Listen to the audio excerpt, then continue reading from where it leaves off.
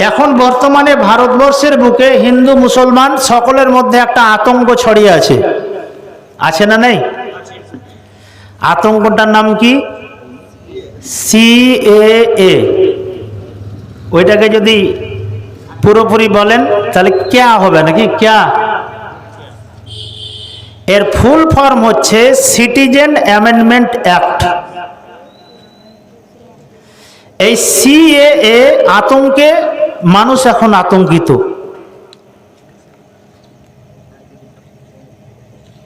অনেক মানুষ ভেবেছিল যে শুধু মুসলমানরা আতঙ্কিত, কিন্তু যারা বুঝে, যারা 2019 সালে যে বিলটা পাস হয়েছে, যে আইনটা পাস হয়েছে, এই আইনটাকে প্রকৃতপক্ষে যারা বুঝতে শিখেছে তারা সবাই আতঙ্কিত, হিন্দু মুসলিম সবাই।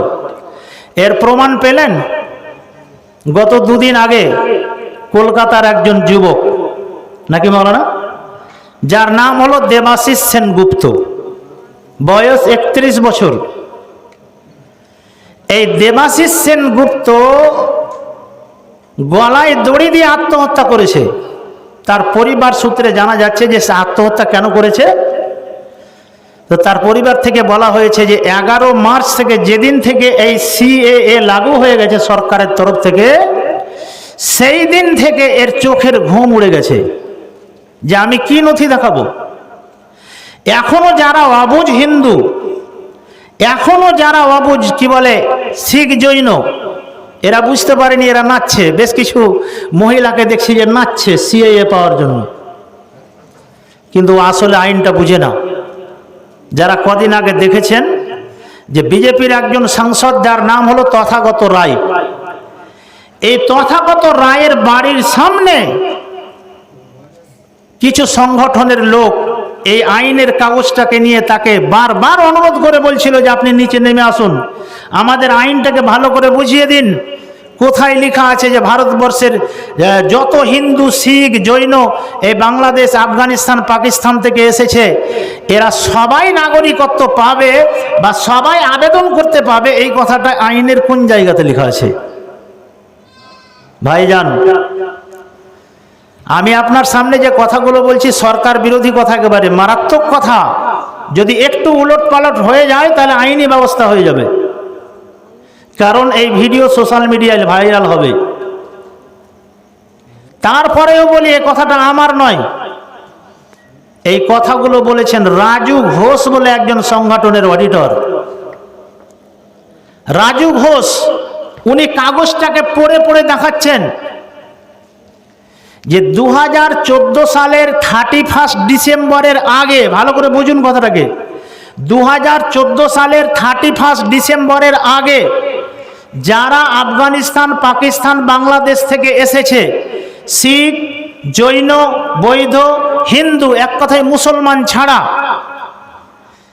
এবং আসার পরে যারা পাসপোর্ট অ্যাক্ট এবং ফরেনার অ্যাক্টে আবেদন করেছিল, আর আবেদন করার পরে পাসপোর্ট অ্যাক্ট আর ফরেনার অ্যাক্ট যাদেরকে ছাড় দিয়েছে, এই সমস্ত মানুষগুলো শুধু সিএএতে আবেদন করতে পারবে।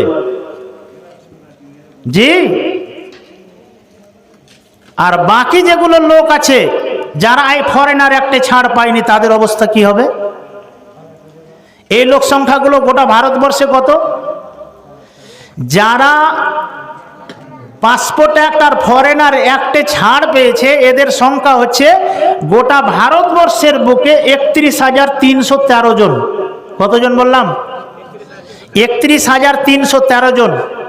তাহলে ভারতবর্ষে প্রায় 130-140 কোটি মানুষের মধ্যে 31,313 জন লোক আবেদন করতে পাবে, নাগরিকত্ব পাবে, এ কথা উল্লেখ নেই, এরা আবেদন করতে পারবে। আর বাকি যে সমস্ত হিন্দু, জৈন যারা এই ফরেনার একটা আবেদন করেনি বা যারা এখান থেকে ছাড় পায়নি, তাদেরকেও কিন্তু এফিডেভিট এই কথাটা লিখতে হবে যে আমি অমুক, আমার বাপের নাম অমুক, আমি অমুক মাসের অমুক সালের এত তারিখে বাংলাদেশ থেকে এসেছি এবং ফরেনার অ্যাক্ট আর পাসপোর্ট অ্যাক্ট থেকে আমি ছাড় পেয়েছি।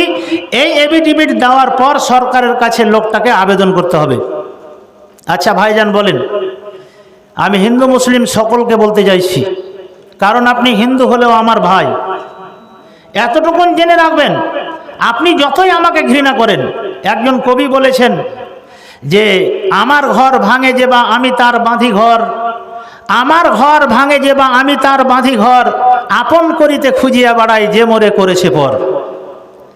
তাহলে আপনি যদিও আপনাকে আমাকে পর ভাবেন, কিন্তু আমি একজন হিন্দু ভাইকে নিজের ভাই ভাবি, কারণ আমিও ভারতীয় একজন সন্তান, ওই লোকটা হিন্দুটাও ভারতীয় একজন সন্তান।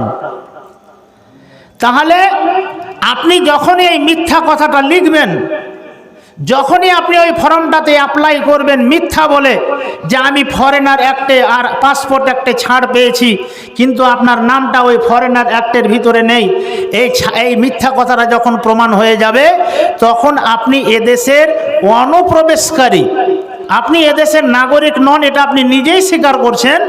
এবং এই মিথ্যা এফিডেভিট দেওয়ার কারণে অনুপ্রবেশকারী হয়ে যাবেন। আর 2009 সালের আইন অনুযায়ী যারা মিথ্যা এফিডেভিট দিয়ে এদেশের নাগরিক প্রমাণ করতে চাইবে, এই মানুষগুলোর সর্বোচ্চ 5 বছর জেল আর 50,000 টাকা জরিমানা হবে। আর তারপরে এদেরকে নিজ নিজ দেশে ফিরিয়ে দেওয়া হবে। এই হচ্ছে সিএএ। কথাটা আমি বলছি না, এ কথাটা বলেছেন রাজু ঘোষ সমস্ত মিডিয়ার সামনে, সাংবাদিকদের সামনে।